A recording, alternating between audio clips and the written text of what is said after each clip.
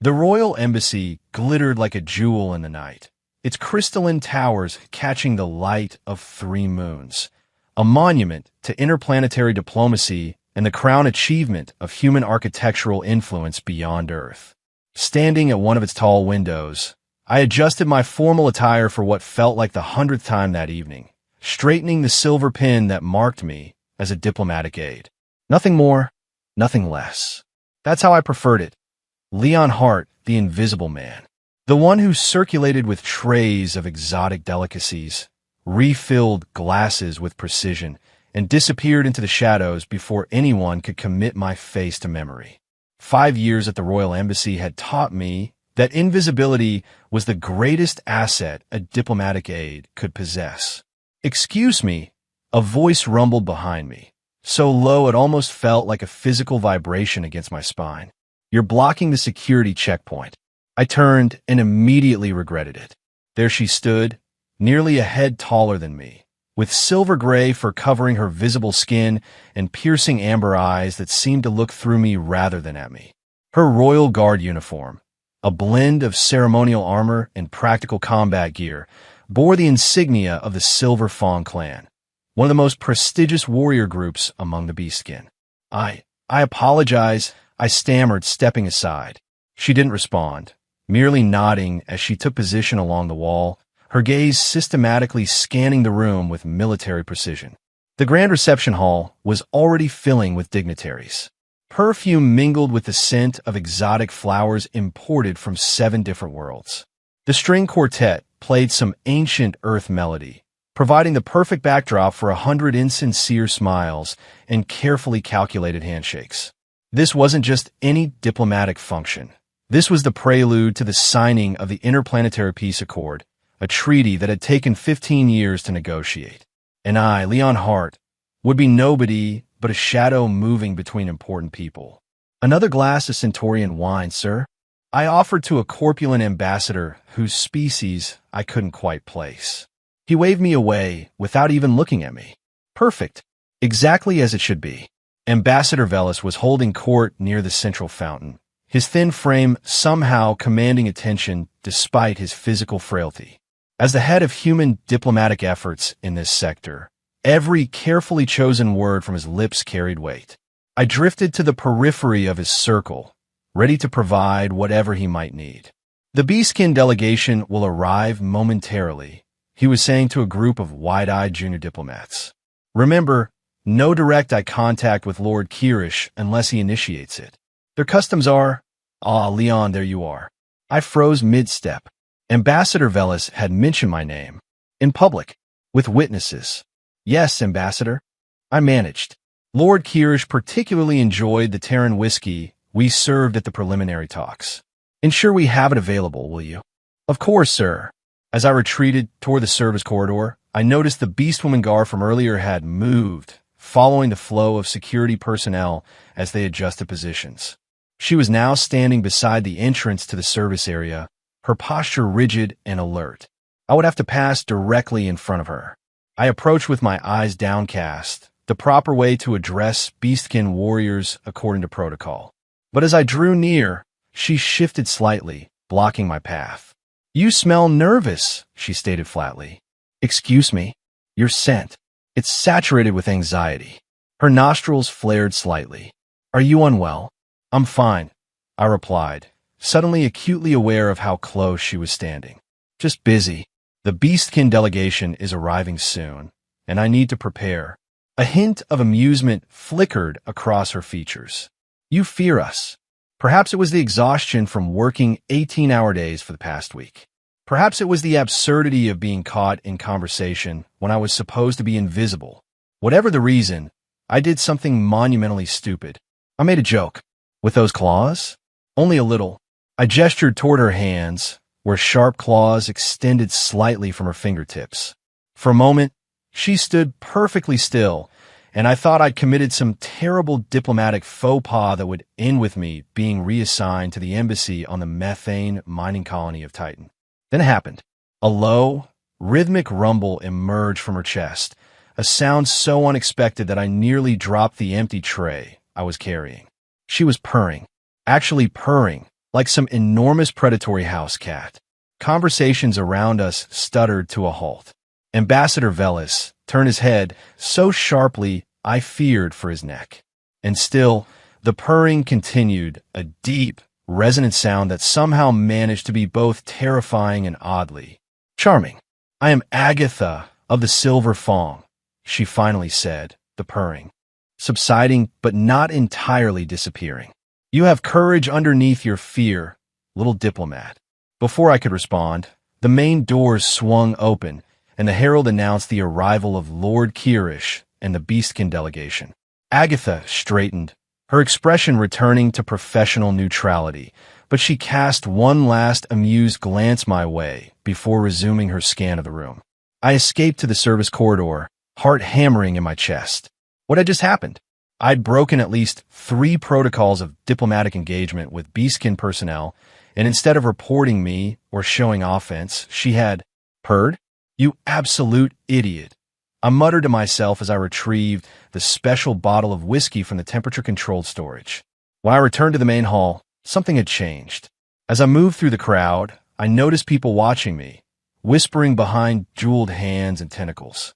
Ambassador Velis caught my eye and made a subtle gesture that clearly meant see me later.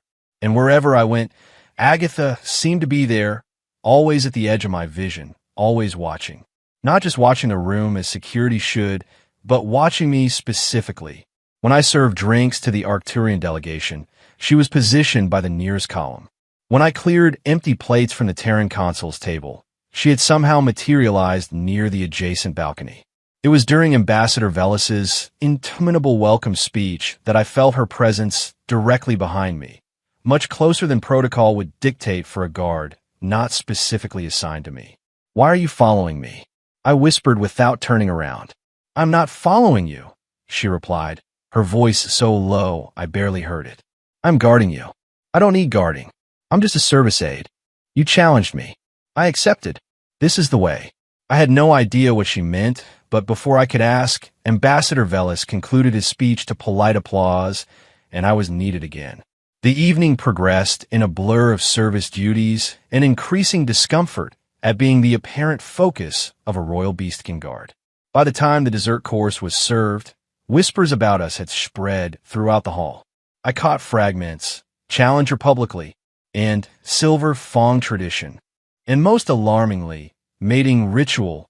As the function began winding down, Ambassador Velis finally caught me alone in a quiet corner. "Leon," he said without preamble, "do you have any idea what you've done?" "Sir, I just made a small joke. I didn't mean to offend." "Offend?" He laughed mirthlessly. "You didn't offend her. Quite the opposite. You issued what the Beastkin consider a ritual challenge of strength, and she accepted it by responding with the purring sound, which in their culture signifies acceptance of a bond." My stomach dropped. "Hey, bond? What kind of bond?" Ambassador Velis pinched the bridge of his nose. "The Beastkin don't make distinctions the way we do. Friend, protector, mate, these are all variations of the same concept to them.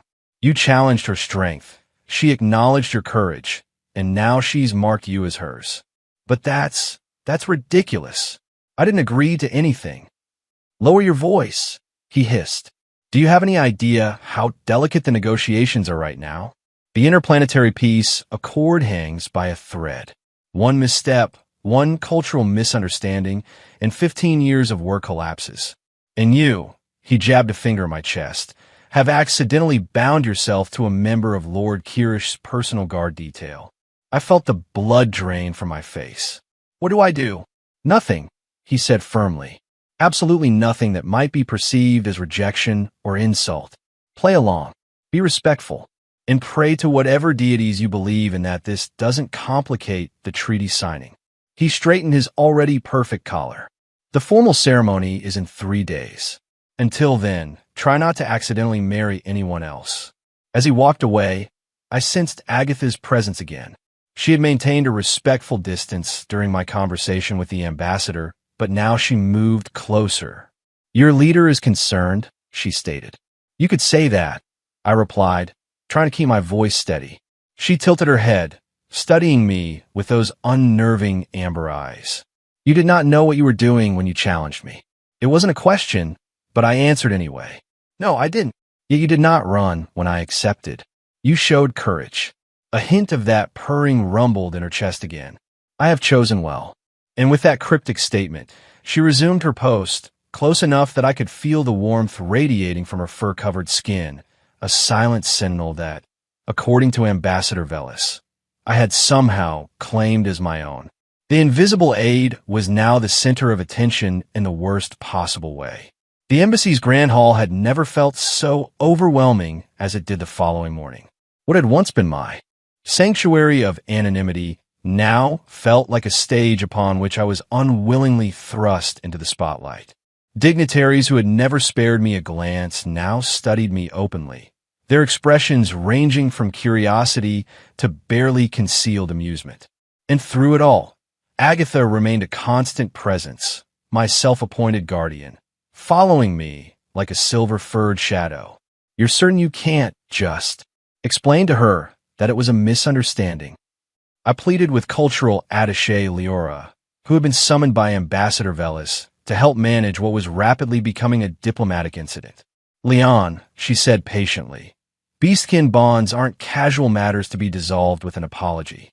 Their entire social structure revolves around these connections. To reject a bond once it's acknowledged would be seen as declaring her unworthy, a grave insult not just to Agatha, but to her entire clan. But I didn't know.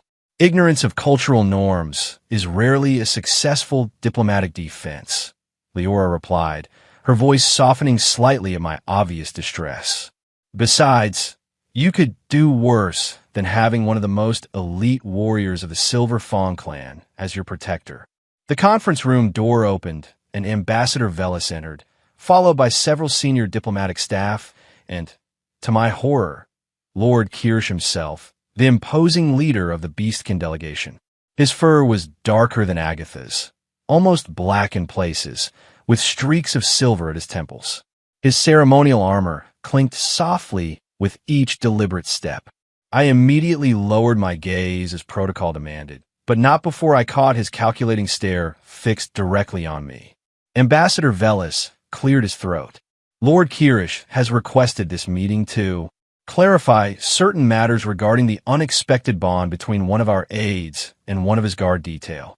Lord Kirsch's voice was deeper than I expected, a resonant growl that seemed to vibrate in my chest.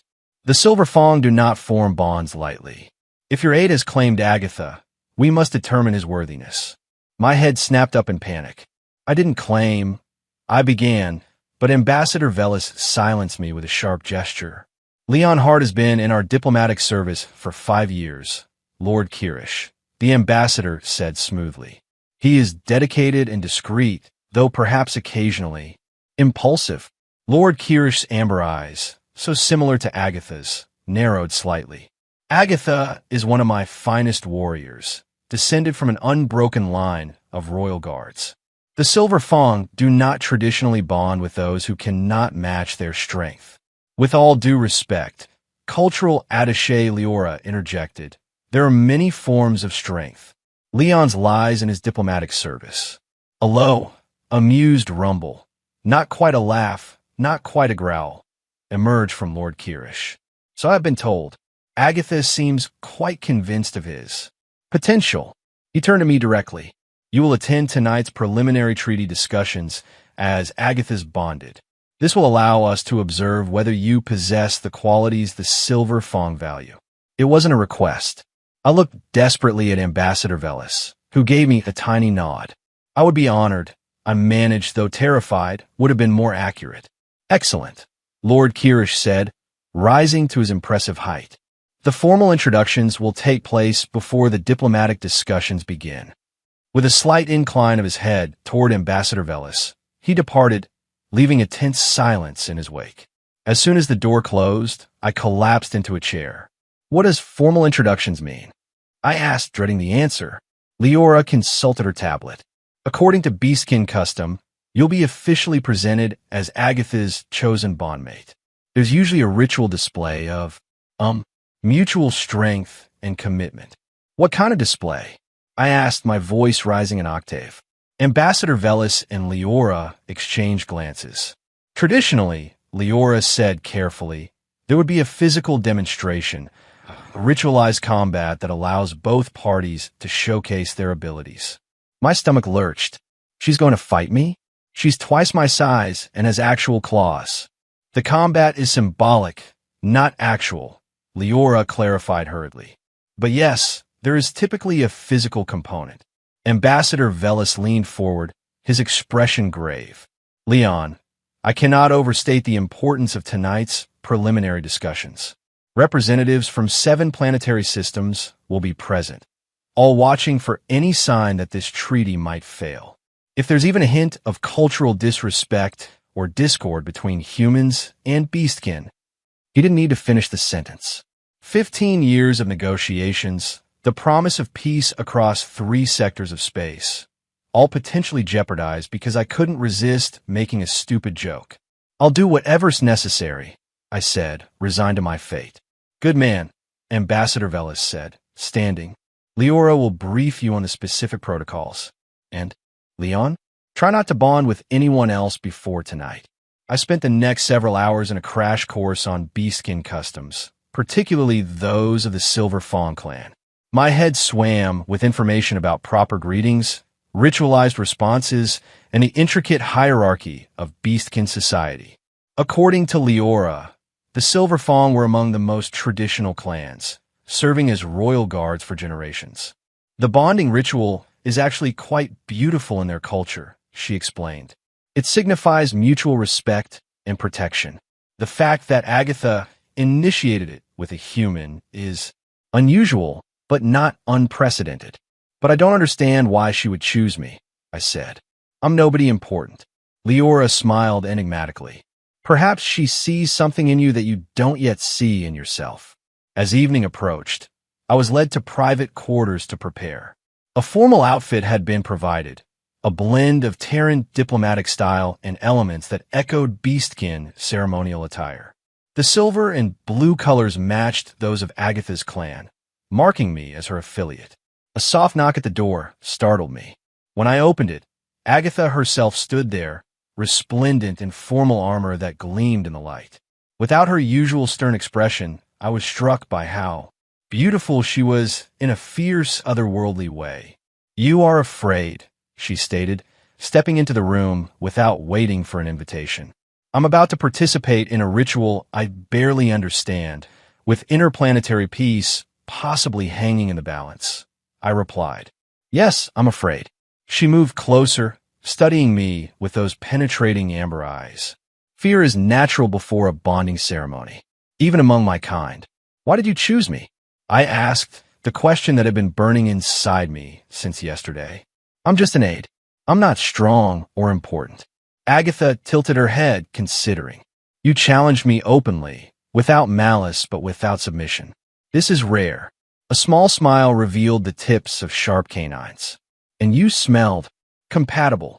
Compatible? What does that even mean? Her purrs started again, that low rumbling that I was beginning to find oddly comforting. It means your scent suggests courage beneath your carefully constructed invisibility. The Silver Fawn value truth over appearances. You hide your true self behind the role of server, but I see beyond it. Before I could respond, another knock announced that it was time. Agatha straightened, her expression becoming formal once more. Remember, she said softly, the ritual is not about defeating your opponent. It is about honoring their strength while displaying your own. But I don't have your kind of strength, I protested. She placed a clawed hand gently on my shoulder. Show them your human strength, Leon Hart. Show them your mind and heart. That is all I ask. The secondary conference hall had been transformed for the evening's events. The usual stark diplomatic furnishings had been replaced with ceremonial arrangements that blended human and beastkin aesthetics. Representatives from all participating worlds were already seated, watching with undisguised interest as I entered with Agatha. Lord Kirish stood at the center of the room, his imposing figure commanding immediate attention. At his side was Ambassador Velis, looking uncharacteristically tense. Approach, Lord Kirish rumbled. Agatha guided me forward with a light touch on my back. We stopped before the two leaders, and Agatha inclined her head in respect. Agatha of the Silver Fong, Lord Kirish addressed her. You have chosen to bond with this human. Do you affirm this choice before your clan and these witnesses? I do affirm it, she replied, her voice strong and certain. Lord Kirish turned his penetrating gaze to me. Leon Heart of Earth, you have challenged Agatha of the Silver Fong, and she has accepted. Do you affirm this bond before her clan and these witnesses? I swallowed hard, remembering Lior's instructions.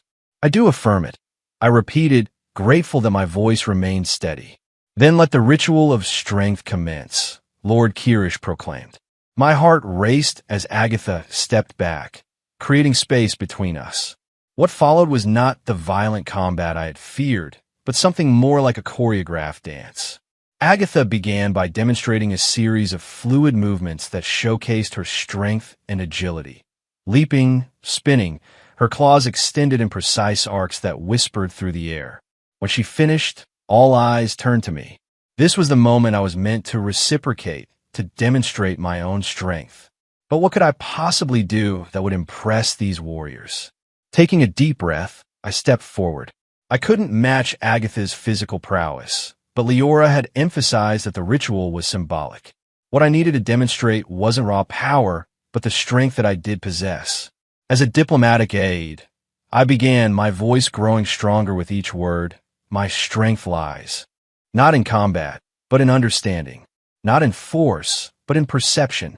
I moved to the center of the room and began to speak, addressing each delegation in turn, offering observations about their cultures, their concerns, their hopes for the treaty. I recalled details from countless diplomatic functions. The Arcturian ambassador's preference for standing near sources of warmth, the Centaurian delegation's subtle hand signals, the way the Beastkin representatives position themselves according to clan hierarchy. As I spoke, I moved around the room, demonstrating through my knowledge and insight that I had been watching, learning, understanding, even when they hadn't noticed me. The invisible aide revealing that he had seen everything. When I finished, returning to stand before Agatha, the room was silent. I couldn't tell if my unorthodox display had impressed or offended. Then, slowly, Lord Kirish began to nod. Interesting, he rumbled. The strength of observation, of understanding without being understood. He turned to Ambassador Velis. Your aide has an unusual power. I begin to see why Agatha chose him.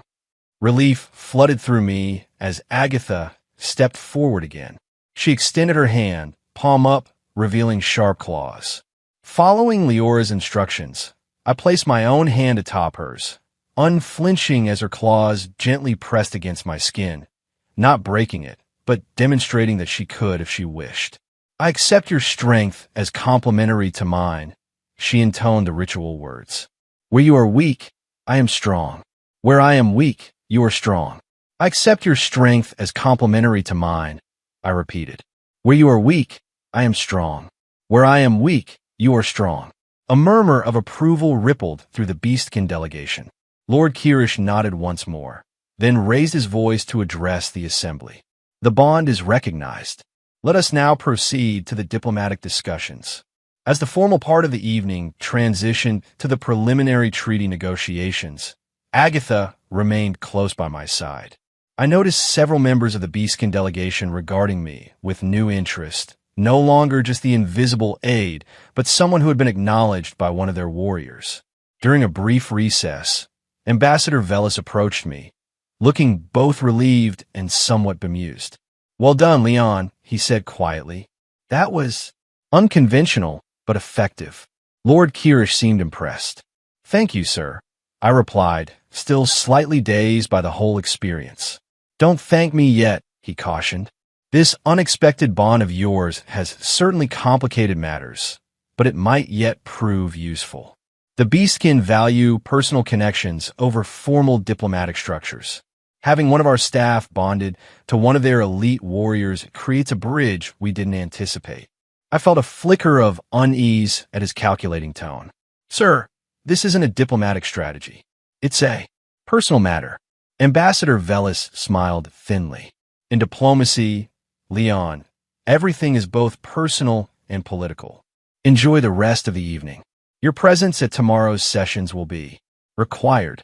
As he walked away, I couldn't shake the feeling that what had begun as an awkward misunderstanding was rapidly evolving into something much more complex and potentially dangerous.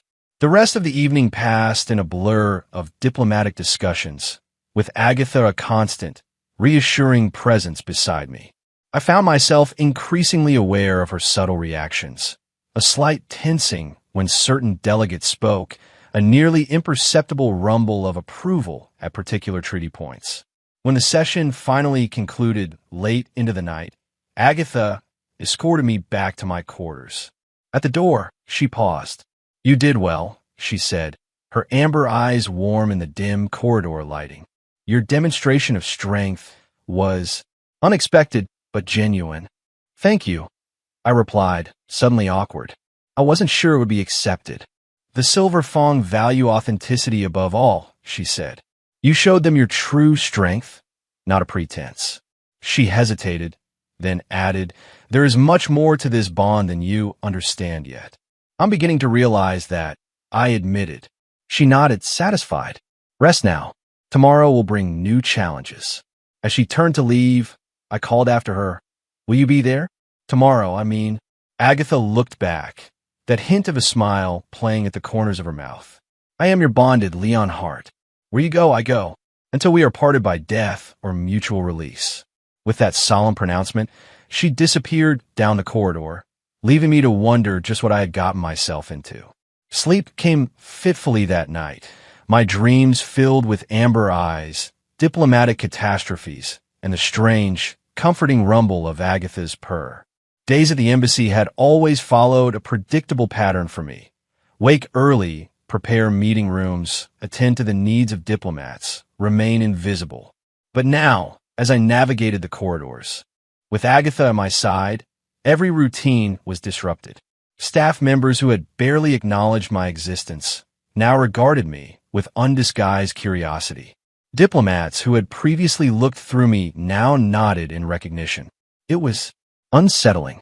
"You are uncomfortable with the attention," Agatha observed as we made our way toward the morning briefing. She had apparently been assigned to me permanently, a fact that Ambassador Velis had communicated with a mixture of resignation and calculation. "I've spent years perfecting the art of being forgettable," I admitted. "This is the opposite of that. Among my people, bonds are celebrated, not hidden," she said. "To be chosen is an honor." I glanced at her, struck again by how her imposing physical presence contrasted with the surprising gentleness in her voice when she spoke to me. "Is that how you see it? That you've honored me? Have I not?" she countered, a hint of challenge in her tone. Before I could respond, we rounded the corner to find a cluster of diplomatic staff gathered outside the main briefing room. Among them was a man I recognized as Thomas Devlin, one of the senior security coordinators for the human delegation, and someone who had always treated the support staff with barely concealed disdain. "Well, if it isn't our celebrity aide," Devlin called out, his voice carrying deliberately. "Moved up in the world overnight, haven't you, Hart?" I felt Agatha tense beside me, but kept my expression neutral. "Good morning, Coordinator Devlin. Tell me," he continued, ignoring my greeting, "is it true what they say about beastkin females? That they're particularly aggressive in certain private matters?" A ripple of uncomfortable laughter spread through the group. Agatha's low growl was audible only to me, but I could feel the temperature of the air around us drop several degrees. "I'm afraid I don't follow," I replied coldly, though I understood his crude implication perfectly well. Devlin smirked. "No, perhaps you're new. Bodyguard can explain it to you."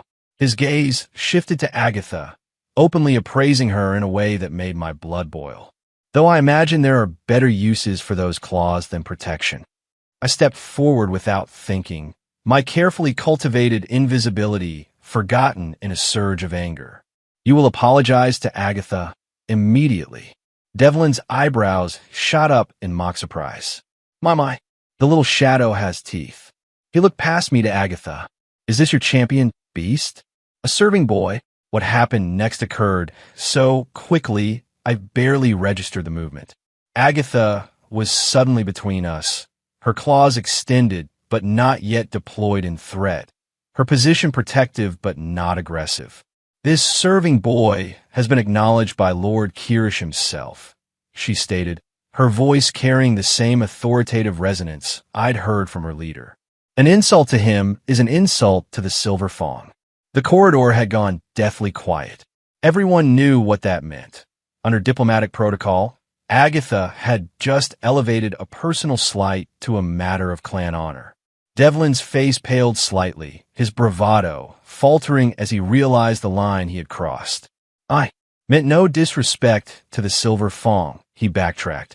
Yet disrespect was given, Agatha replied implacably. "To my bonded, and through him, to me." The standoff might have escalated further if Ambassador Velis hadn't chosen that moment to emerge from the briefing room, his keen eyes immediately assessing the situation. "Is there a problem?" he inquired mildly, though the steel beneath his tone was unmistakable. "No problem, Ambassador," Devlin answered quickly. "Just a cultural misunderstanding." He nodded stiffly to Agatha. "My apologies if offense was taken." It wasn't a proper apology, but Agatha inclined her head slightly in acknowledgement, allowing him the dignity of retreat. As Devlin and the others filed into the briefing room, Ambassador Velis held us back. "I would appreciate," he said quietly, "if we could avoid diplomatic incidents before breakfast, Leon." "It wasn't Leon's fault," Agatha stated firmly. "The one called Devlin insulted our bond." Ambassador Velis sighed. Coordinator Devlin has always been traditional in his views on interspecies relations. "I'll have a word with him." He fixed his gaze on me. "But Leon, you must understand that until the treaty is signed, every interaction between humans and beastkin will be scrutinized. We cannot afford provocations from either side." I nodded, still seething inwardly at Devlin's comments, but understanding the ambassador's position. "Yes, sir." "Good. Now, you'll both be needed in the main session today. The final terms of the security protocols are being discussed, and your unique situation may actually provide a useful perspective." As we entered the briefing room, I couldn't help but notice how Agatha positioned herself, not just as my protector, but as my equal. The Silver Fong insignia on her armor gleamed under the lights, a reminder to everyone present of her status, and, by extension, mine. For someone who had spent his career avoiding attention, I was now at the center of it. And strangely, with Agatha beside me, I found I didn't mind it quite as much as I'd expected. The morning briefing was tense, but productive, with representatives from all participating worlds presenting updates on their readiness for the treaty signing. I observed quietly from my new position at the table, no longer serving refreshments, but actually seated among the diplomatic corps. Agatha remained standing behind me, a sentinel whose presence I was becoming increasingly aware of in ways that went beyond mere physical proximity. As the meeting progressed, I found myself paying particular attention to the security arrangements being discussed. Something about the proposed protocols struck me as off. The station guards seemed clustered in areas that favored ceremony over practical protection. Several approach vectors to the signing platform remained vulnerable. When Ambassador Velis called for final comments, I surprised myself by raising my hand. "Yes, Leon," he acknowledged, his expression suggesting he wasn't entirely comfortable with my participation.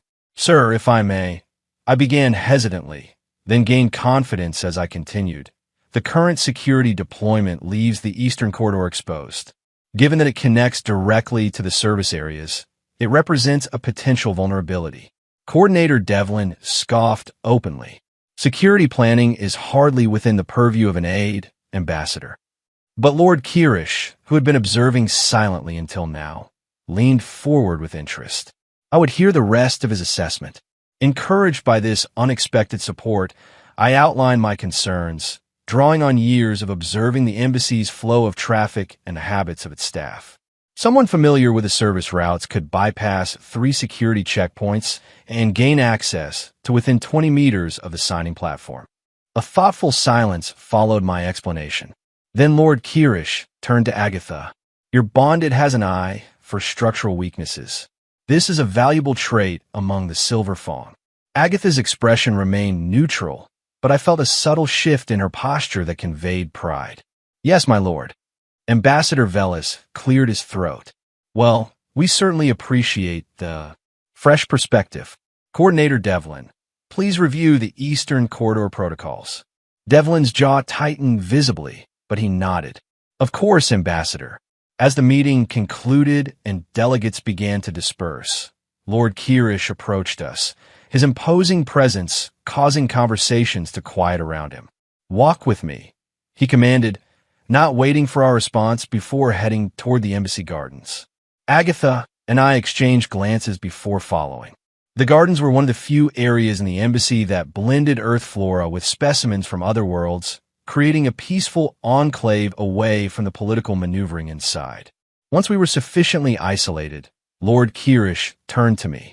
You have caused quite a disruption, Leon Hart. I apologize if my comments were out of place. I began, but he raised a massive hand to silence me. I speak not of your security observations, which were astute, but of your bond with Agatha. His amber eyes, so similar to hers, studied me intently. The Silver Fang have not bonded with humans for 3 generations. I swallowed nervously. I understand this is unusual. Unusual. A rumbling sound that might have been laughter emerged from his chest. It is unprecedented in recent memory. Yet Agatha is among my most trusted warriors. Her judgment has never failed our clan. He turned to her. You are certain of this choice? I am, my lord, she answered without hesitation. Lord Kirish returned his attention to me. Then I will trust her instincts. But know this, Leon Hart. A bond with the Silver Fang is not merely a personal matter. Agatha is oath-bound to protect our royal line. By extension, you now share in that duty. The weight of his words settled over me. This wasn't just about Agatha and me anymore. It was about obligations to her clan, to her entire species. I don't know if I can live up to that responsibility, I admitted honestly. Lord Kirish studied me for a long moment, then did something unexpected. He smiled, revealing sharp canines not unlike Agatha's. That acknowledgement of your limitations shows wisdom, Leon Hart. Many humans would have boasted of their adequacy, despite their doubts. He glanced at Agatha. Perhaps her instincts were sounder than I first believed. Agatha's expression remained stoic, but I was beginning to recognize the subtle signs of her pleasure. A slight relaxation around her eyes, the barest hint of that rumbling purr vibrating beneath her formal demeanor. There is more you should know, Lord Kirish continued, his voice lowering. The treaty signing is not proceeding as smoothly as Ambassador Velis portrays in public sessions. I tensed. What do you mean? There are factions, among both humans and beastkin, who believe this peace is a mistake, who profit from the continued tension between our peoples. His massive shoulders straightened. Your observation about the security vulnerabilities was not merely accurate, it was timely. A chill ran down my spine. You think someone might try to disrupt the signing? I think, Lord Kirish replied carefully, that enemies of peace rarely announce themselves until they strike. He turned to leave, then paused. Stay close to Agatha. Her instinct for danger are unparalleled. As he disappeared among the exotic foliage, I turned to Agatha, my mind racing. Do you think he's right? That the treaty's in danger? Lord Kirish does not speak idly of such matters, she answered, her gaze sweeping our surroundings with new intensity. Gulme, we should return to the embassy. We walked back in silence, my thoughts churning with this new information. The invisible aide who had spent years observing from the shadows was now potentially at the center of interplanetary politics and possibly danger. Our return route took us through the less formal sections of the embassy, service corridors I knew intimately from years of using them to remain unseen. As we turned a corner near the main kitchens, Agatha suddenly stiffened, her arm shooting out to block my path. What? I began, but the low growl that emanated from her chest silenced me immediately.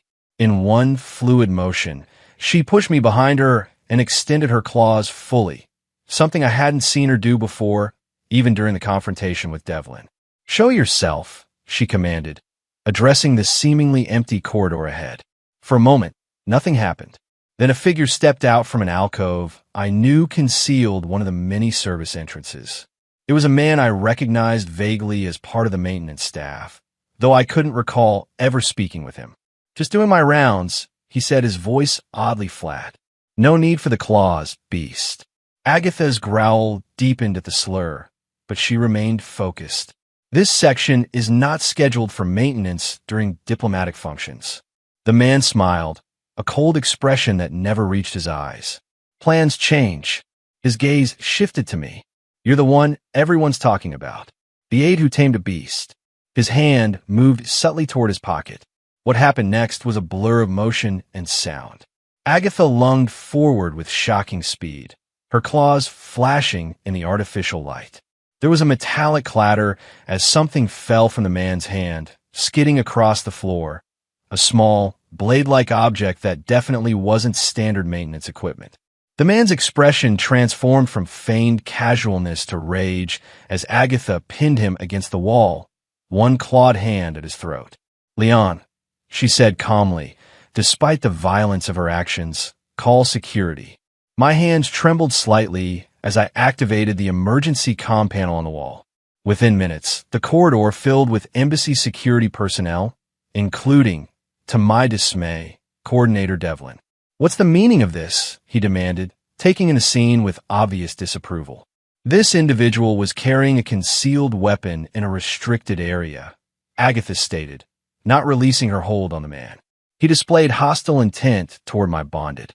Devlin's expression darkened. "Release him to our custody immediately. This is an internal security matter." Agatha hesitated, looking to me for guidance, a gesture that wasn't lost on Devlin or the other security officers present. "It's okay," I told her softly. "Let them handle it." She released the man reluctantly, and 2 security officers immediately restrained him. The weapon, what I now could see, was a sophisticated ceramic blade that would have bypassed standard security scans, was collected as evidence. "I want a full report," Devlin said, addressing me directly for perhaps the first time. "My office, 1 hour." His gaze shifted to Agatha. "Both of you." As the security team led the would-be attacker away, Agatha moved close to me, her voice pitched for my ears alone. "I do not trust that one," she murmured, nodding toward Devlin's retreating form. "Coordinator Devlin? He's unpleasant, but he's head of embassy security. He's been here longer than I have." "That does not make him trustworthy," she replied. "Did you not find it strange that he wished to diminish the incident? That he referred to an armed intruder in a diplomatic zone as an internal matter? I hadn't considered that, but now that she mentioned it, you think he might be involved somehow?" "I think," she said carefully, "that Lord Kirsch warning was not hypothetical. Someone wishes to prevent this treaty, and they have now targeted you directly. But why me? I'm nobody, just an aide." Her amber eyes held mine steadily. "You are my bonded. That makes you significant to the Beastkin delegation. And now," she added, a hint of pride entering her voice, "you have demonstrated tactical awareness by identifying security weaknesses. You're becoming a person of interest, Leon Hart." The realization settled over me like a heavy cloak. My days of comfortable invisibility were truly over. Agatha and I spent the next hour preparing for our meeting with Devlin, carefully reviewing what had happened. The more we discussed it, the more certain I became that the encounter had not been random. "He knew who I was," I said, pacing the small conference room we'd borrowed. "He specifically mentioned our bond." Agatha nodded, her expression grave. "The timing is also suspicious. Shortly after you identified security vulnerabilities, you were approached by an armed individual in those same areas. But we can't prove any connection to Devlin or anyone else," I sighed. "It will be my word against his, and I'm just—" "If you say just an aide, once more," Agatha interrupted, a hint of that purr rumbling beneath her words, "I may have to demonstrate my displeasure." Despite the tension of the situation, I found myself smiling. Is it a threat or a promise? The look she gave me sent unexpected warmth coursing through my body. Perhaps both. Our moment of connection was interrupted by a message alert.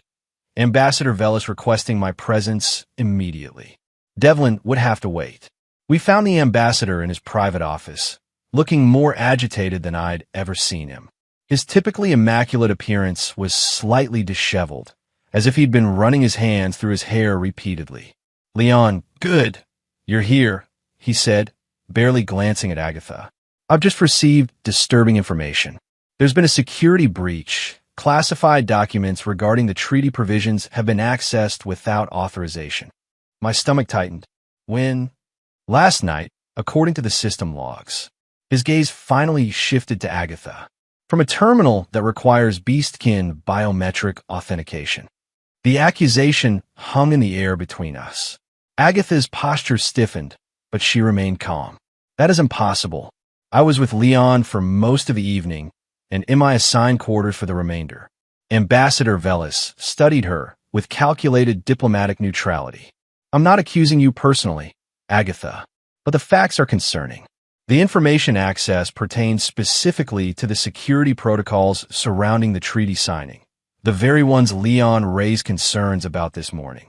The implication was clear, and it made my blood run cold. You think I was fed that information? That I'm somehow, what, a spy? A saboteur? I think," Ambassador Velis said carefully, "that this sudden bond between a low-profile aide and a high-ranking beastkin warrior, followed by your unexpected insights into security matters, present a narrative that some might find suspicious." I stared at him in disbelief. After years of loyal service, he was entertaining the idea that I might be working against the treaty. "Ambassador," I said, struggling to keep my voice steady, "I identified those security gaps because I've worked in this embassy for 5 years.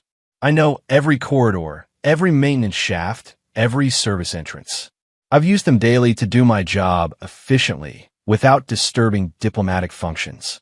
"And yet," he countered, "your concerns align precisely with the breached information. Because they're obvious vulnerabilities?" I exclaimed, frustration overriding my usual deference. "Ask any of the service staff. We've commented on them for years." Agatha stepped forward, her presence commanding attention even from Ambassador Velis. "If you suspect deception, question me. I initiated this bond. If there is a plot, the responsibility would be mine, not Leon's." The ambassador's expression softened slightly at her words. "No one is being formally accused yet, but I must report this coincidence to security, and they will investigate. Until then, I suggest both of you maintain a low profile." As we left his office, the weight of suspicion hung heavy around us. In the space of 2 days, I had gone from invisible aide to suspected conspirator. The irony would have been amusing if it weren't so potentially disastrous. "He's wrong," I said quietly as we walked. "About both of us." "Yes," Agatha agreed. "But his suspicion reveals something important." "What's that?" "Someone is working very hard to undermine trust between humans and beastkin on the eve of this treaty. They created false evidence using beastkin biometrics, and now they've attempted to directly harm you." Her amber eyes narrowed.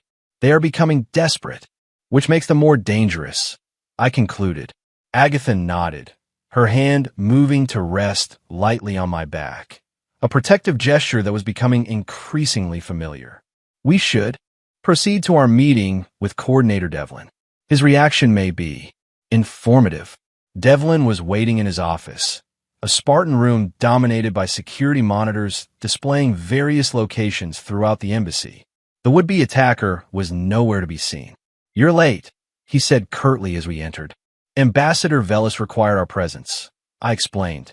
"Has the intruder been processed? What did he say about his intentions?" Devlin's expression hardened. "That individual has been dealt with according to embassy security protocols. The matter is closed." Agatha stepped forward. "The matter is not closed.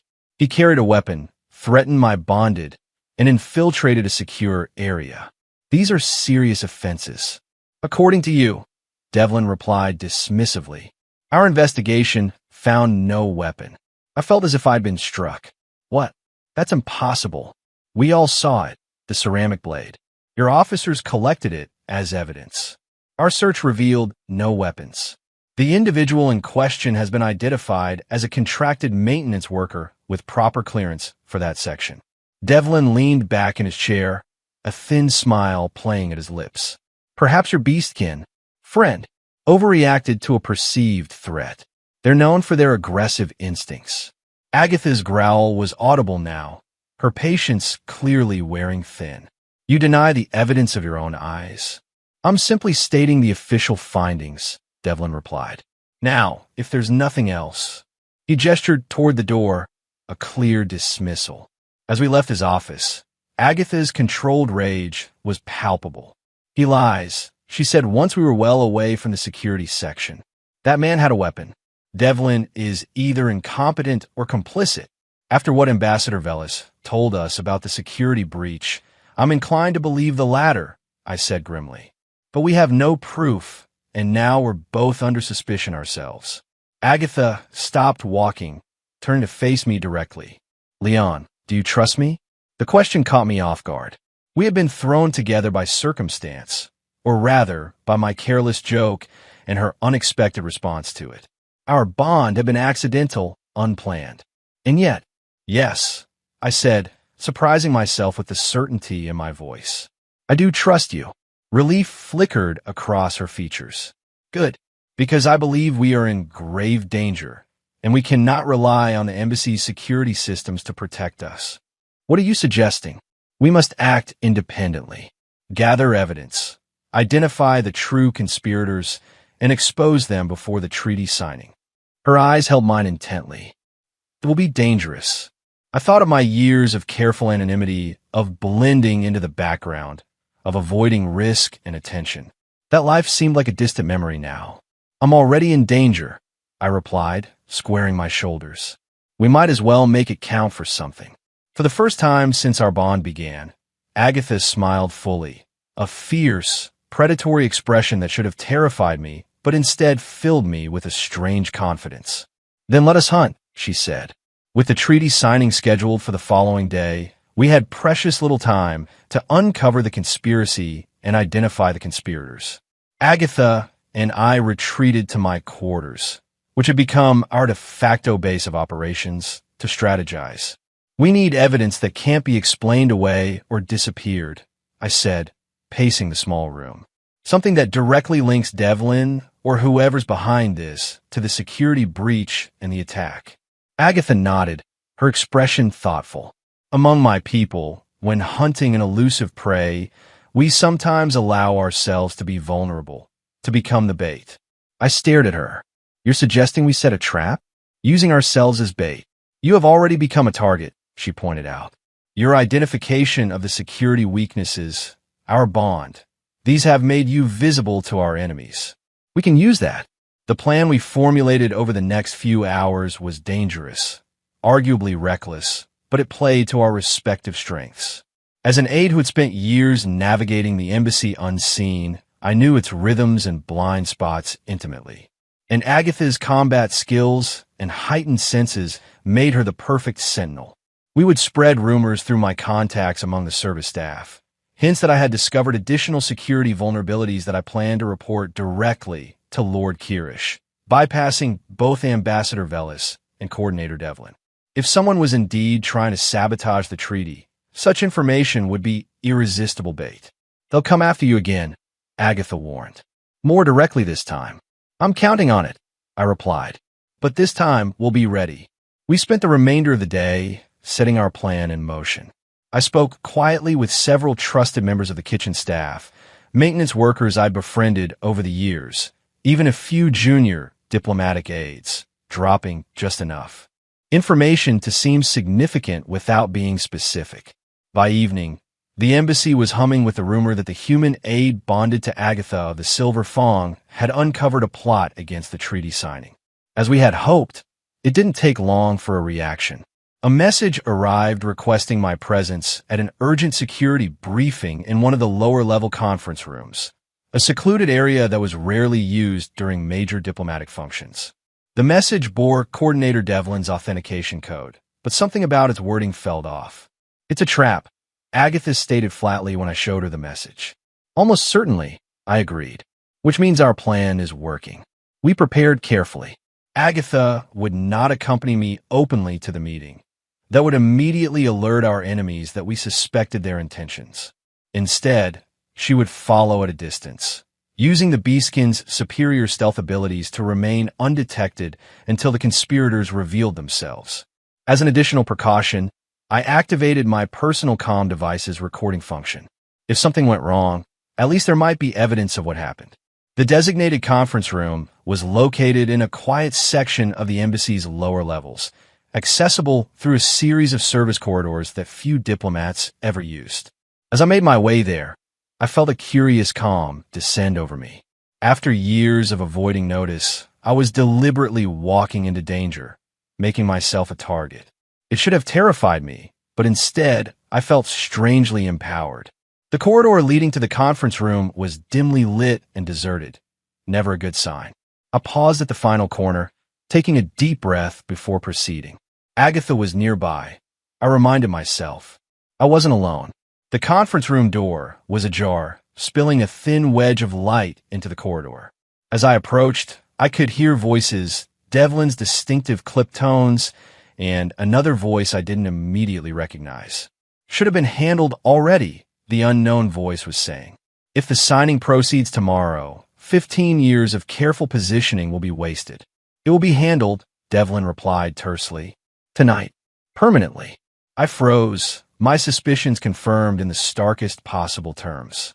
This wasn't just about disrupting the treaty. They were planning something permanent. Assassination? Sabotage? The possibilities chilled me. Making a split-second decision, I stepped into view of the doorway, pretending I'd just arrived.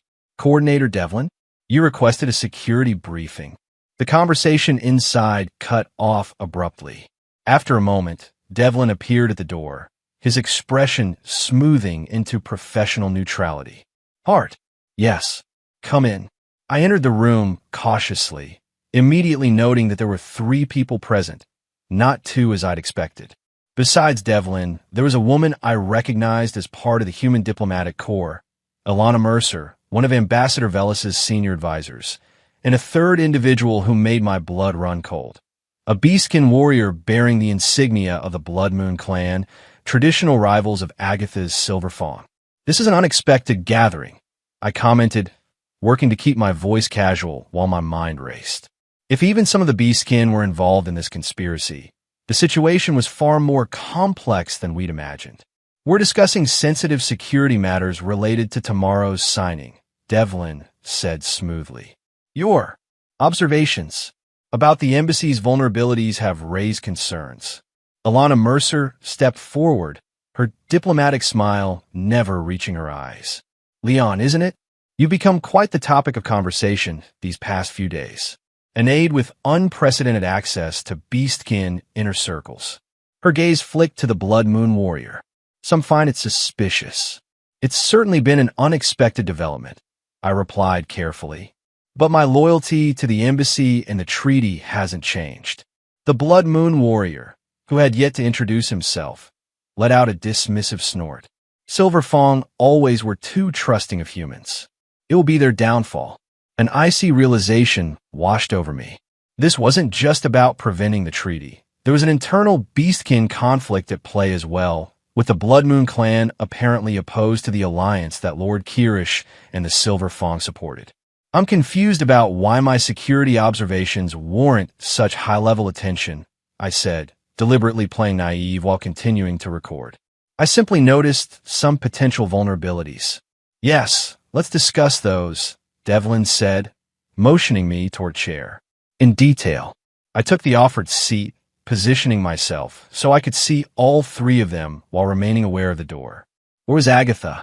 She should have been in position by now, observing this damning conversation.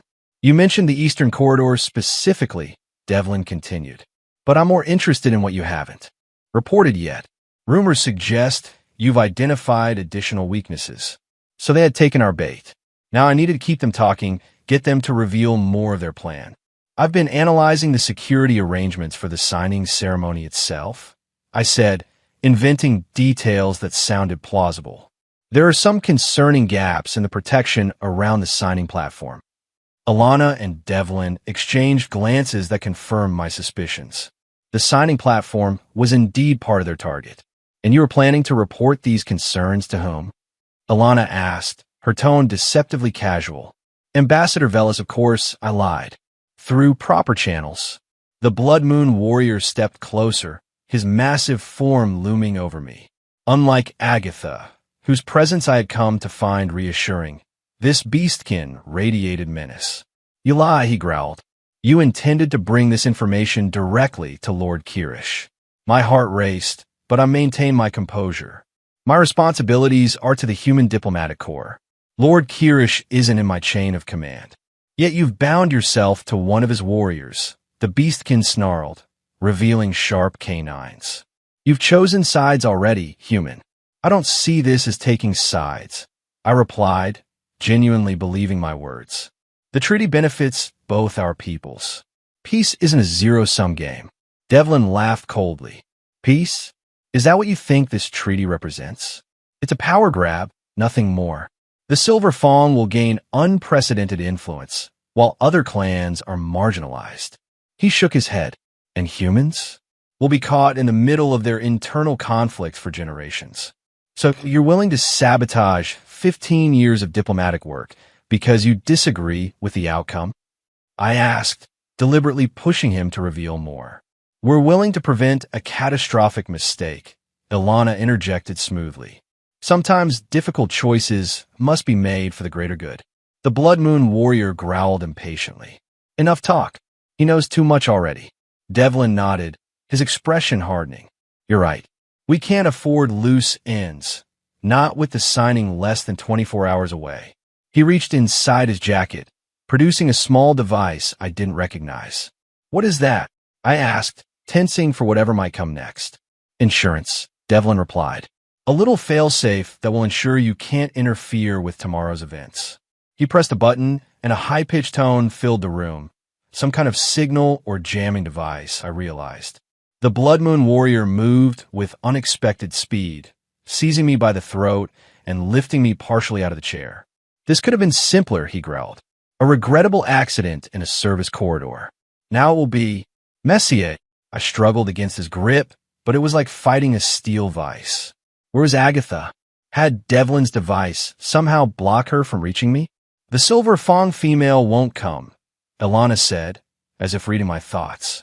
That signal disrupts Beastkin's sensory abilities, a little research project I've been working on. She won't be able to track you. Panic threatened to overwhelm me, but I forced it down. I needed to keep them talking by more time. The treaty signing is too public. I gasped through the Beastkin's grip. You can't possibly hope to disrupt it without consequences. Devlin smiled thinly. Oh, it will be disrupted, but not by us, not directly. By this time tomorrow, humans and Beastkin will be at each other's throats, with Lord Kirish and Ambassador Velis taking the blame for a spectacular diplomatic failure.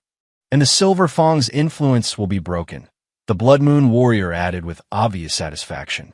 As it should be. My vision was beginning to darken around the edges from lack of oxygen. In desperation, I kicked out, connecting with the Beastkin's knee. It did little damage, but his grip loosened fractionally, enough for me to gasp a lungful of air and shout as loudly as I could. Agatha! What happened next occurred with such speed that my oxygen-deprived brain struggled to process it. The conference room door burst inward with explosive force, torn completely from its hinges. Agatha stood in the doorway, her fur bristling, claws fully extended, eyes blazing with a feral intensity one had never seen before. The Blood Moon warrior released me, spinning to face this new threat with a roar of challenge. Devlin scrambled backward, reaching for what I now saw was a weapon concealed at his belt. Ilana simply froze, her diplomatic composure shattered by the fury embodied in Agatha's entrance.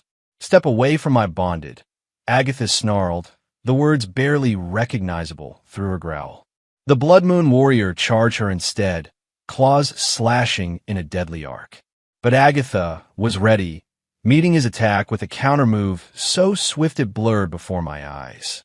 They crashed together in a terrible symphony of growls, claws, and fury. Ancient clan.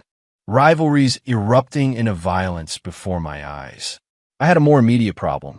Devlin had drawn his weapon, a standard embassy security stunner, modified in some way I couldn't identify, and was aiming it not at Agatha, but at me. "This ends now," he said, his finger tightening on the trigger.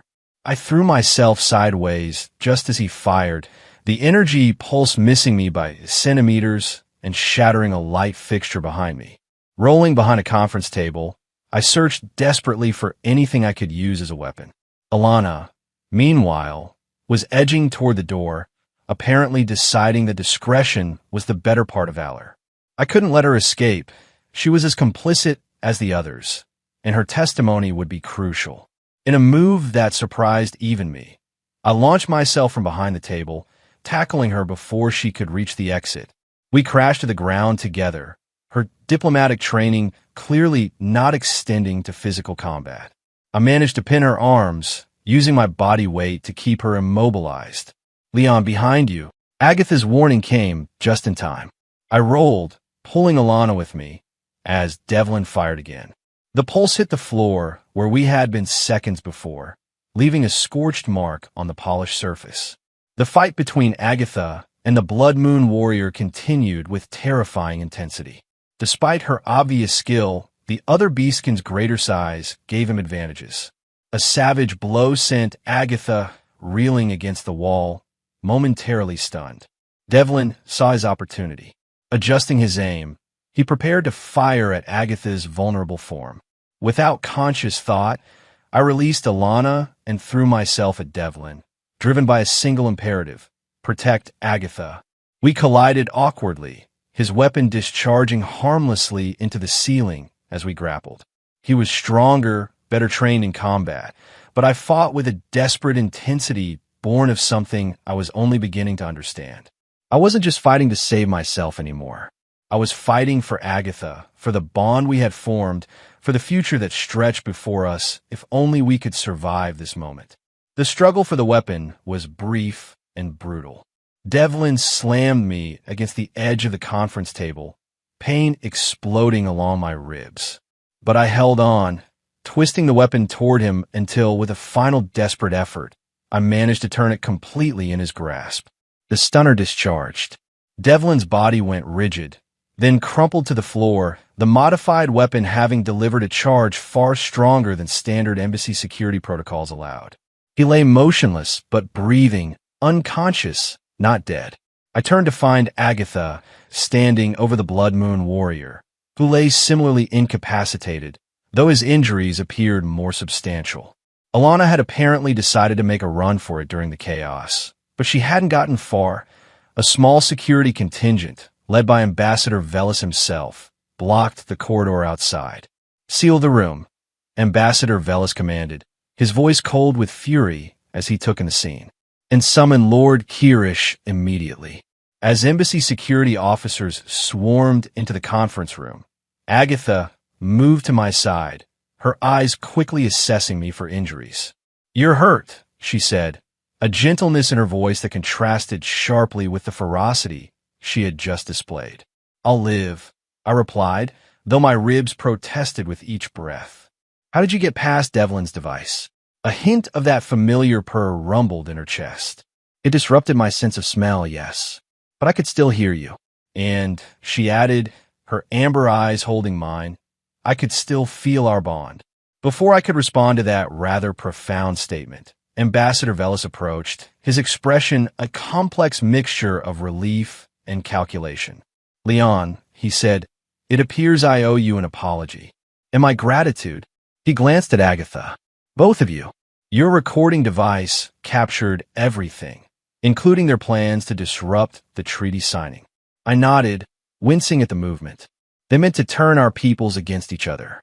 The Blood Moon clan is involved, possibly others.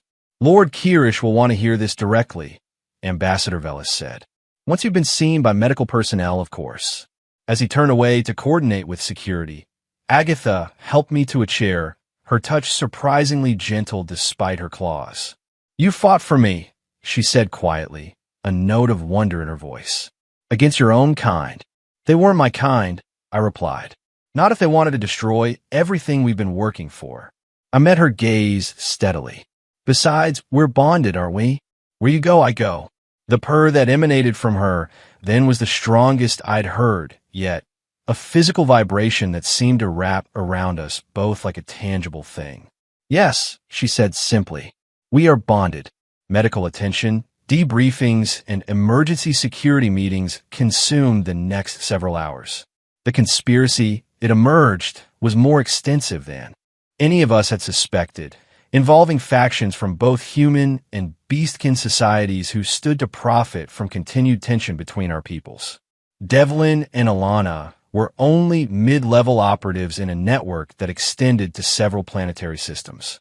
The Blood Moon Warrior, whose name was revealed as Thorn, had been working to undermine Lord Kirish's leadership and the Silver Fang's influence for years. Most importantly, with the conspirators captured and their plan exposed, the treaty signing could proceed as scheduled, with significantly enhanced security arrangements, of course. It was well past midnight when Agatha and I finally found ourselves alone again, in a small observation lounge overlooking the embassy gardens. The three moons had aligned, bathing the exotic flora in silver light that reminded me of Agatha's fur.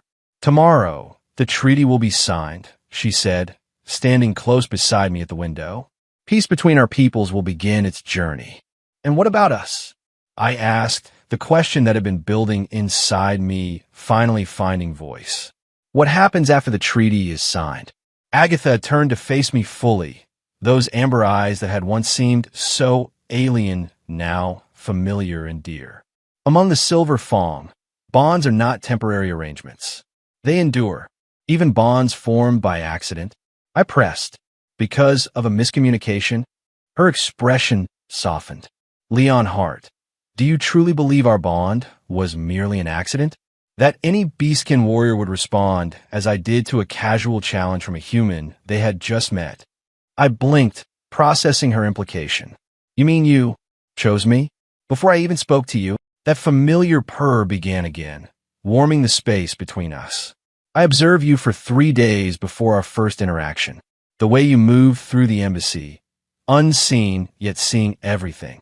Your quiet competence, your kindness to those around you, even when they did not notice. You were watching me?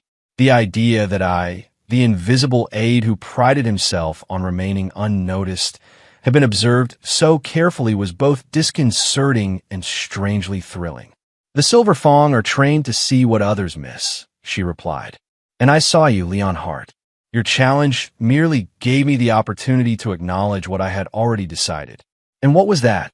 I asked, my voice barely above a whisper. Agatha stepped closer, the heat of her body a tangible presence. That you were worthy of a bond. That together, we would be stronger than apart. Her clawed hand reached up to gently cup my face. That you were mine, and I was yours.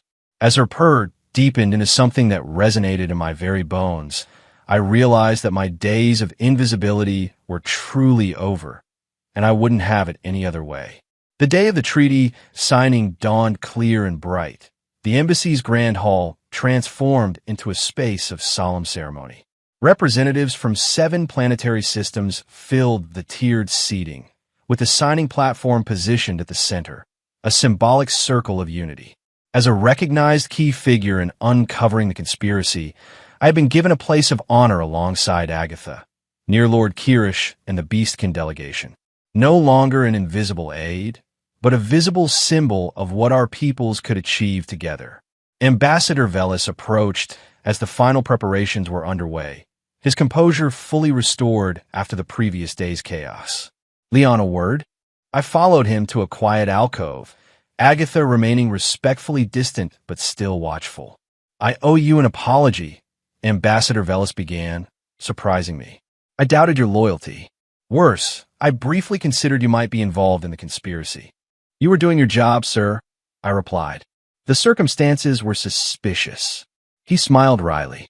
Perhaps, but I've known you for 5 years, Leon. I should have trusted the man I've observed all that time. The one who's always been reliable, discreet, and dedicated. He glanced toward Agatha. Your beastkin bonded saw those qualities immediately. It took me longer. Thank you, sir, I said, genuinely moved by his acknowledgement. There's something else. His expression grew more serious. Lord Kirish has requested that after the treaty signing, you consider a new assignment as a formal liaison between human diplomatic services and the Beastkin royal court. My breath caught. Me? But I'm not trained as a diplomat. I caught myself remembering Agatha's mock threat. I've only served as support staff. Ambassador Velis chuckled. Yet you've managed to uncover a conspiracy, forge an unprecedented bond with a Silver Fang warrior, and save a treaty 15 years in the making. I'd say you have a natural talent for diplomacy. His eyes twinkled. Besides, I suspect the assignment comes with a rather formidable bodyguard. As he returned to his duties, I sought out Agatha, finding her in conversation with several Silver Fang warriors who had arrived for the ceremony. They fell silent as I approached, regarding me with a mixture of curiosity and, I was startled to notice, respect. Your bonded approaches, one of them said to Agatha in the Beastkin language, which I was only beginning to learn. Agatha turned, the familiar warmth lighting her amber eyes.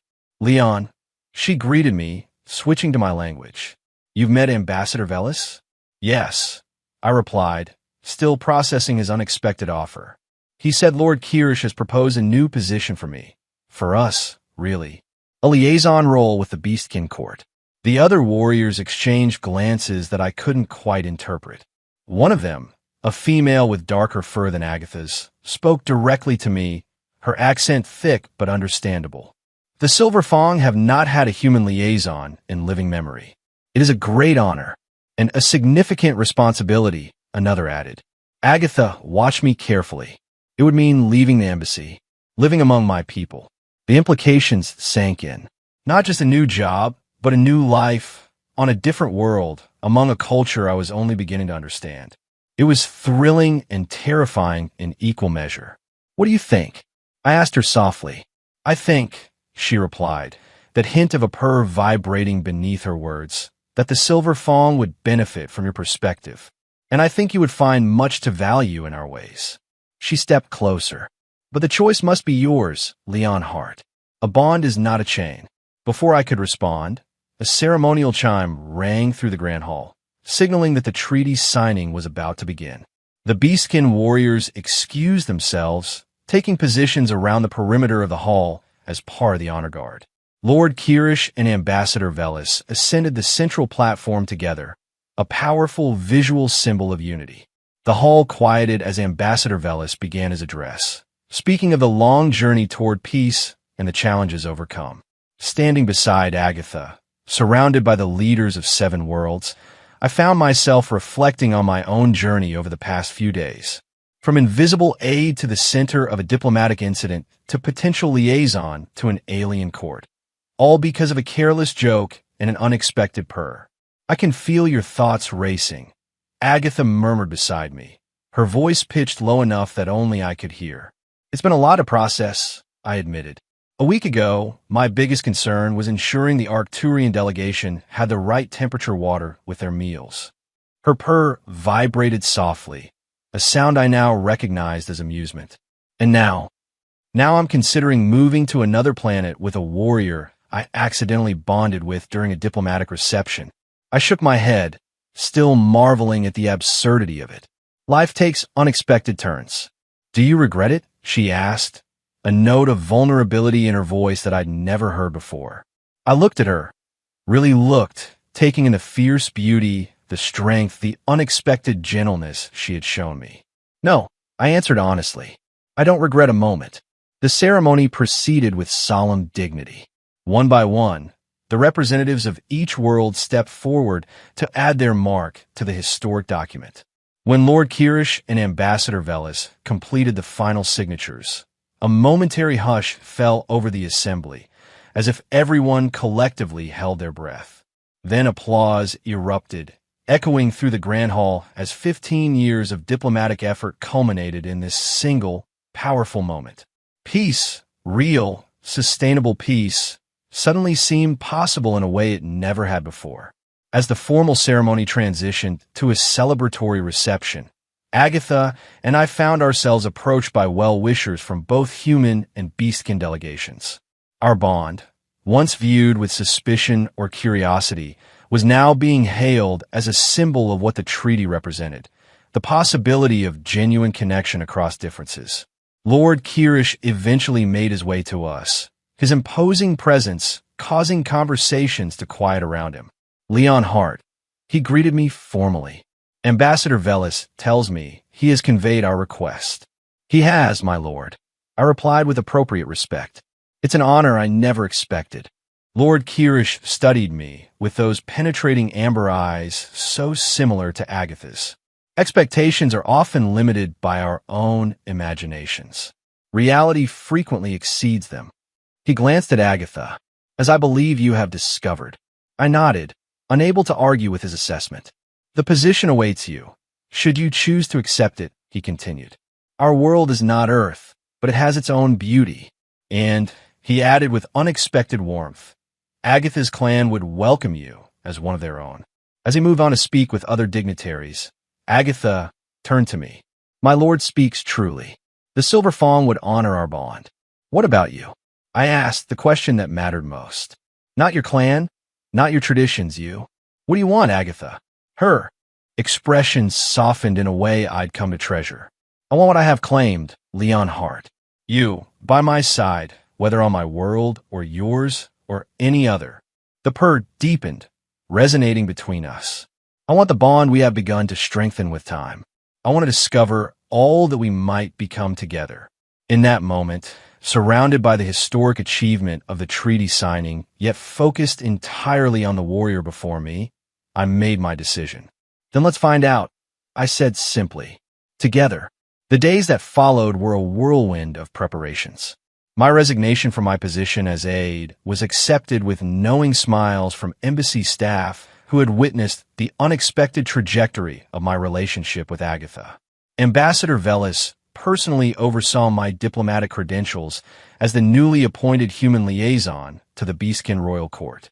You realize you're making history, he told me during our final meeting. The first human to hold such a position in generations. I'm still not entirely sure why Lord Kirish chose me, I admitted. Ambassador Velis smiled. I suspect it has less to do with Lord Kirish's choice and more to do with Agatha's. The Silver Fawn are highly valued in their society, and her judgment carries significant weight. He leaned forward. Besides, you've proven yourself capable of seeing beyond cultural differences to find common ground. That's the essence of diplomacy, Leon. On our final night at the embassy, Agatha and I stood on the same balcony where she had first purr, gazing up at the 3 moons that would soon be replaced by the twin moons of her homeworld. Any regrets? She asked softly, echoing her question from the treaty signing. I considered this carefully. I'll miss certain things about Earth, and about being anonymous. I smiled at her, but no regrets. Just anticipation, and some healthy nerves about what comes next. That is wise, she approved. Only a fool feels no fear when facing the unknown. Her hand found mine, clawed fingers entwining with human ones in a physical manifestation of what our bond represented. The following morning, we boarded the diplomatic vessel that would carry us to the Beastkin homeworld. Standing at the observation port as the ship lifted away from Earth, I watched the embassy, my home for 5 years, shrink into the distance. It looks so small from here, I murmured. All those diplomatic crises, security protocols, formal receptions, reduced to a tiny speck. Perspective changes everything, Agatha replied, standing close beside me. What once seemed overwhelming becomes manageable. What was foreign becomes familiar. I turned to her, this fierce warrior who had turned my carefully ordered life upside down with a single purr. I'm counting on that. Her answering purr vibrated through both of us as the ship accelerated, carrying us toward our shared future. A future neither of us could have imagined just days before, yet now seemed inevitable. As Earth receded behind us and the stars stretched into streaks of light, I reflected on how thoroughly my life had changed since that moment in the embassy when I'd made a careless joke about a Beastwoman's claws. The invisible aid had become visible in ways I never could have anticipated, and I wouldn't have it any other way. The Beastkin homeworld appeared first as a swirl of blue and green against the blackness of space, growing larger as our ship approached. Unlike Earth's single moon, twin satellites orbited this planet, one silver, one with a faint reddish hue. They reflected sunlight onto the world below, casting an ethereal glow across continents that were both familiar and alien in their contours. Amara, Agatha said softly beside me. My home. After days of interstellar travel, we had finally arrived. I felt a mixture of excitement and apprehension as the ship began its descent. This was to be my new home, a world I had only read about in diplomatic briefings and cultural orientation materials. It's beautiful, I said truthfully, watching as the landscape resolved into mountain ranges, vast forests, and sprawling settlements that seemed designed to work with the natural environment rather than dominate it. Agatha's pride was evident in her voice. The Silver Fong territories lie to the north, in the foothills of the Kala Mountains. She pointed to a distant range whose peaks gleamed silver in the sunlight. That is where we will live. Our arrival was met with a formal delegation at the planetary capital spaceport, a mixture of Beastkin officials and the small contingent of human diplomatic personnel already stationed on Amara. I recognized the protocol from my years at the embassy, though I was unaccustomed to being the focus rather than the facilitator of such ceremonies. A distinguished Beastkin elder stepped forward, his silver-streaked fur marking him as a senior member of the Silver Fong clan. Agatha of the Silver Fong. He greeted her formally, then turned. To me, Leon Hart of Earth. We welcome you to Amara. I replied with the traditional Beastkin greeting Agatha had taught me, pleased when the elder's eyes widened slightly in approval. You have learned our ways quickly, he observed. I have an excellent teacher, I replied, glancing at Agatha. The formal welcome complete, we were escorted to ground transportation that would carry us to the Silver Fong territories. As we traveled, Agatha pointed out landmarks and settlements, providing context and history that no diplomatic briefing could have captured. Our records say you once served as an aide in your embassy, the elder, who had introduced himself as Thorin, remarked as we journeyed. Yet now you come as a liaison, an unusual promotion. Life sometimes takes unexpected paths, I replied diplomatically.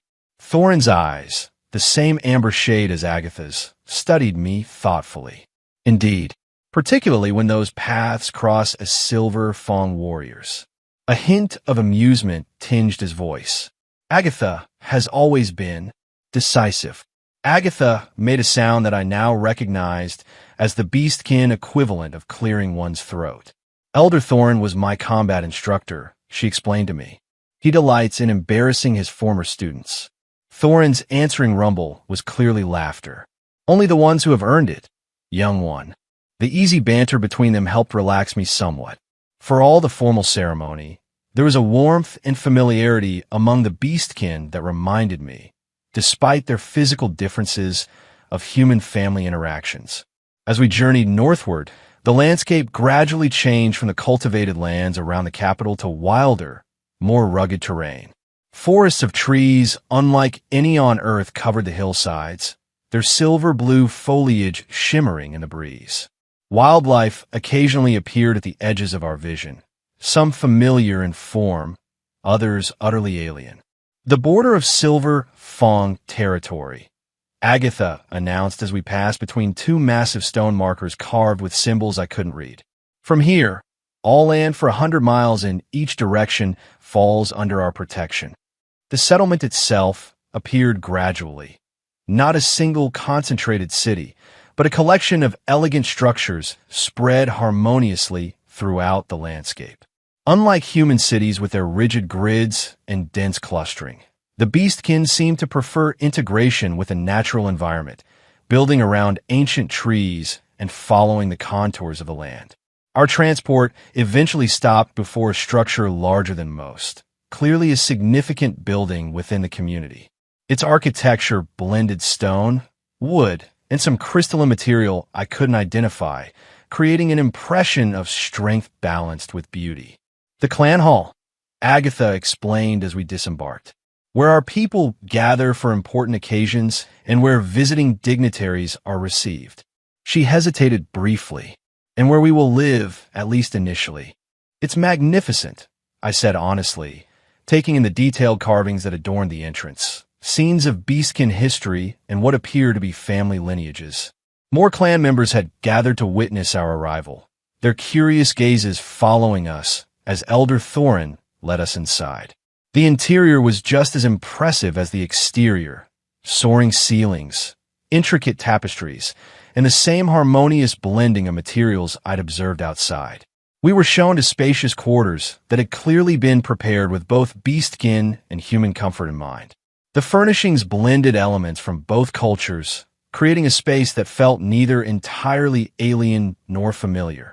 A perfect metaphor for the life I was beginning. "These will be our rooms," Agatha said when we were finally alone.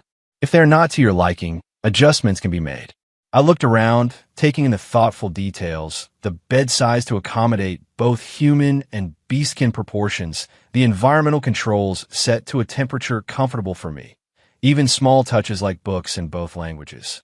"It's perfect," I assured her, more than I expected. She moved closer, that familiar purr beginning in her chest.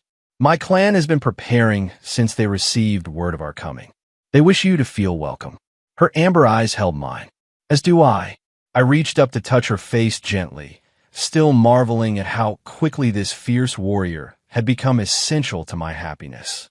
"I already do." The following days were a whirlwind of introductions, orientations, and cultural immersion. As the first human liaison to the Beastkin court in generations, my presence generated considerable interest. Some clan members were openly curious, others more reserved, but all were unfailingly respectful of my bond with Agatha. I began my formal duties, serving as a bridge between the small human diplomatic contingent in the capital and the Beastkin leadership. The recently signed treaty had opened numerous avenues for cooperation and exchange, and my unique position, both professionally and personally connected to both worlds, made me an ideal facilitator. Evenings were spent with Agatha, learning more about her clan, her personal history, and the deeper nuances of Beastkin culture that formal briefings had never captured. She, in turn, asked countless questions about Earth, human customs, and my life before our meeting. "I still cannot believe you desired to be invisible," she remarked one evening as we walked along a hillside path near the clan hall. The twin moons had risen, bathing the landscape in silver-red light. Among my people, such a trait would be valued in hunters and scouts, but not as a life's ambition. I laughed softly. It wasn't exactly an ambition, more of a survival strategy. In diplomatic circles, being noticed usually means you've made a mistake. Yet here you are, she observed, very much noticed, and it began with what you considered a mistake. Life is full of ironies, I agreed, though I can't say I regret this particular one. Her purr deepened at that, a sound I now recognized as contentment. We walked in comfortable silence for a while, the night sounds of Amara, both familiar and alien, creating a peaceful backdrop. "There's a ceremony," Agatha said eventually, her tone more formal than usual. "Among the Silver Fong, when a bond is to be made permanent." I stopped walking, turning to face her fully.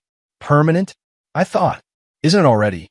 Our initial bond was acknowledged and respected," she explained carefully. "But there is a deeper commitment possible, one that would make you not just my bonded, but a recognized member of the Silver Fong clan, with all the rights and responsibilities that entails." The implication was clear.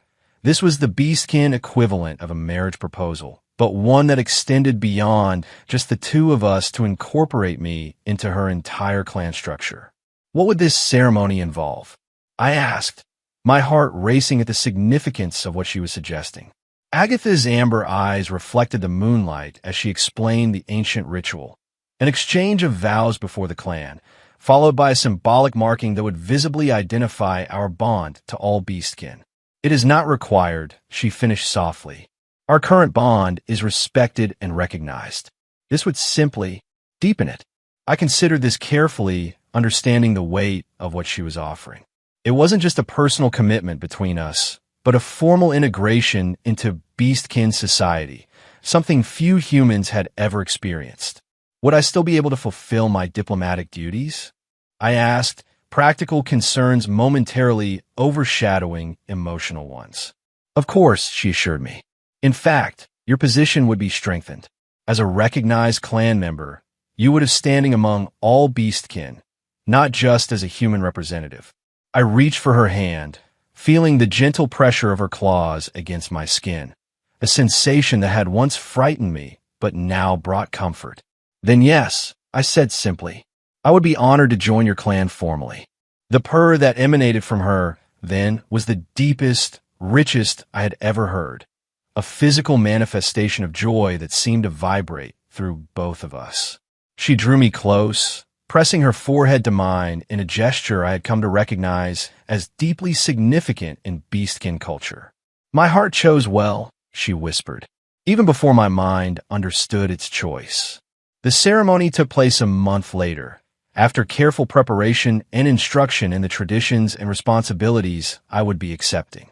The entire Silver Fang clan gathered in the central courtyard of the clan hall, along with representatives from the Human Diplomatic Corps and even, to my surprise, Ambassador Velis himself, who had made the journey specifically for this occasion. I wouldn't have missed it, he told me before the ceremony began.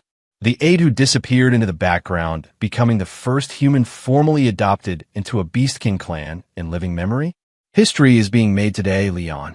I wore ceremonial attire that blended human formal wear with traditional beastkin elements, silver and blue, the colors of the Silver Fang, worked into the fabric. Agatha was resplendent in traditional clan armor that gleamed in the sunlight. Elder Thorin presided over the ceremony, his deep voice carrying across the assembled witnesses as he recounted the history of the Silver Fang clan and the significance of the bond Agatha and I had formed. He spoke of bridges between worlds, of strength found in unity, of futures built on mutual respect and understanding. When it came time for our vows, Agatha and I stood facing each other, hands clasped between us. I spoke first, reciting the traditional words in the beastkin language I had practiced diligently for weeks. I, Leon Hart, pledge my loyalty to Agatha of the Silver Fang and to her clan. Where she stands, I will stand. Her people will be my people, her struggles my struggles, her triumphs my triumphs, until death parts us or the stars themselves grow dark. Agatha's amber eyes held mine as she responded, I, Agatha of the Silver Fang, accept the pledge of Leon Hart and offer my own in return. My strength is his strength, my clan is clan, my heart is heart, until death parts us or the stars themselves grow dark. The symbolic marking followed, not the painful procedure I had initially feared, but the application of special pigment that, once set, would remain visible for life. On the inside of my right wrist, Elder Thorin applied the mark of the Silver Fang clan, intertwined with a symbol that represented my bond with Agatha specifically. As the ceremony concluded and the assembled witnesses erupted in approval, humans applauding, beastkin with their distinctive rumbling calls, I felt a profound sense of belonging I had never experienced before. No longer the invisible aide, no longer even just a diplomatic liaison, but a full member of this community that had welcomed me so completely. The celebration that followed lasted well into the night, with feasting, music, and traditions both ancient and newly created for this unique occasion. Ambassador Velis raised a toast that captured the significance of the moment perfectly. To Leon and Agatha, living proof that the peace we have signed is not just words on paper, but a real possibility for connection across differences. May your bond be the first of many bridges between our peoples.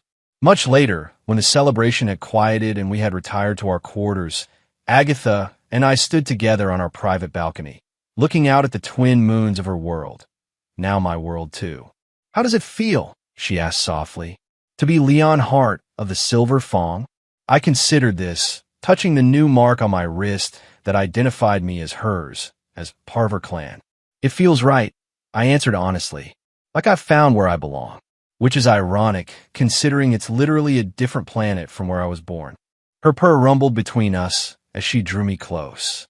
Home is not always where we begin, but where we choose to build our lives.